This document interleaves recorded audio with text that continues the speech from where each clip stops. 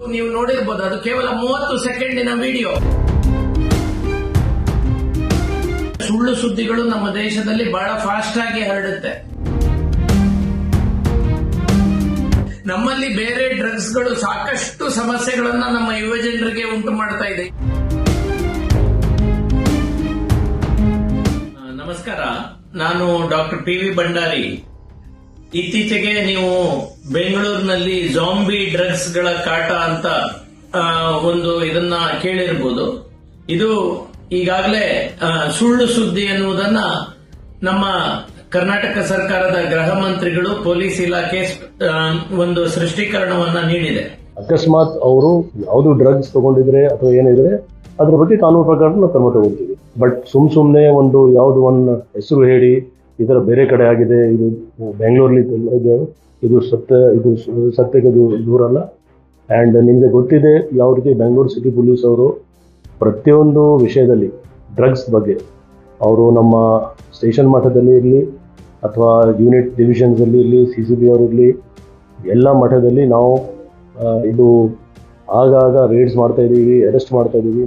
ಅಮೆರಿಕದ ಫಿಲಾಡೆಲ್ಫಿಯಾದಲ್ಲಿ ಇದು 2016ರಲ್ಲಿ ಮೊಟ್ಟ ಮೊದಲಿಗೆ ಉಪಯೋಗಿಸಿದಂತದ್ದು ಈ ಝೈಲಜಿನ್ ಅನ್ನುವಂಥದ್ದು. ಇದು ವೆಟರ್ನರಿ ಡ್ರಗ್. ಇದು ಪ್ರಾಣಿಗಳಿಗೆ ಅರಿವಳಿಕೆ ಕೊಡುವುದಕ್ಕಾಗಿ ಉಪಯೋಗಿಸುವ ಒಂದು ಡ್ರಗ್ ಆಗಿದೆ.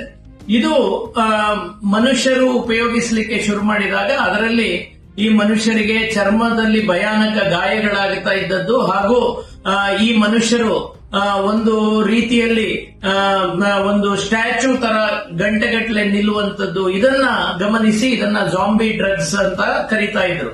ಆದ್ರೆ ಇದು ಭಾರತ ದೇಶದಲ್ಲಿ ಇಷ್ಟರವರೆಗೆ ಎಲ್ಲಿಯೂ ಪ್ರೂವ್ ಆಗಿಲ್ಲ.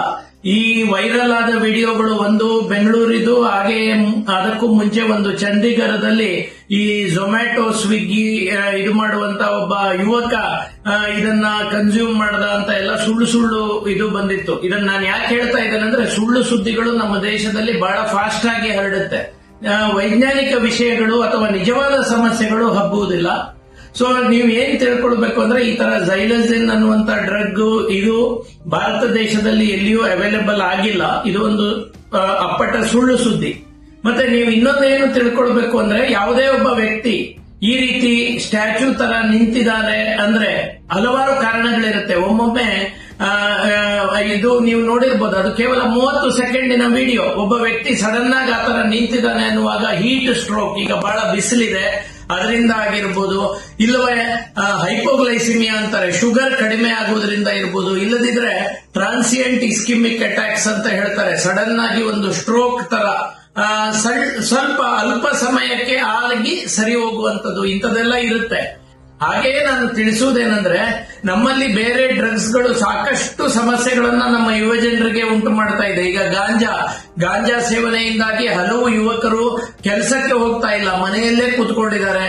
ಹಲವು ಜನ ಸ್ಪೀಡ್ ಆಗಿ ಗಾಡಿ ಓಡಿಸಿ ಸಡನ್ ಆಗಿ ಬ್ರೇಕ್ ಹಾಕೋ ಬದಲು ಆಕ್ಸಲರೇಟರ್ ಹಾಕಿ ಅದರಿಂದಾಗಿ ಆಕ್ಸಿಡೆಂಟ್ ಗಳನ್ನ ಮಾಡಿಕೊಂಡಿದ್ದಾರೆ. ಗಾಂಜಾ, ಅಫೀಮು, ಹಾಗೆ ನಿದ್ರೆ ಮಾತ್ರೆಗಳು, ಈ ತರದ ಬೇಕಾದಷ್ಟು ಡ್ರಗ್ಸ್ ನಮ್ಮ ಯುವ ಜನರ ತಲೆಯನ್ನು ಹಾಳು ಮಾಡ್ತಾ ಇದೆ.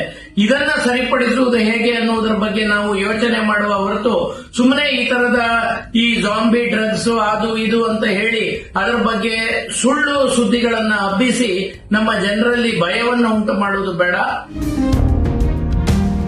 ಒಟ್ಟಿನಲ್ಲಿ ನಾವು ಯೋಚನೆ ಮಾಡಬೇಕಾದಂತ ಮುಖ್ಯವಾದ ಒಂದು ಇದು ಏನಂದ್ರೆ, ಈ ಇತರ ಡ್ರಗ್ಸ್ಗಳು ಗಾಂಜಾ, ಅಫೀಮು, MDMA ಇದು ನಮ್ಮ ಯುವಕರಿಗೆ ತಲುಪದಂತೆ ಅಥವಾ ಇದನ್ನ ಉಪಯೋಗಿಸ್ತಾ ಇರುವಂತಹ ಯುವಕರು ಇದರಿಂದ ಹೊರಗೆ ಬರಲಿಕ್ಕೆ ನಾವು ಏನು ಸಹಾಯ ಮಾಡಬೇಕು ಅದನ್ನು ಮಾಡುವ ಅಂತ ಹೇಳ್ತಾ ನನ್ನ ಮಾತುಗಳನ್ನ ಮುಗಿಸ್ತೇನೆ. ಜೈ ಹಿಂದ್.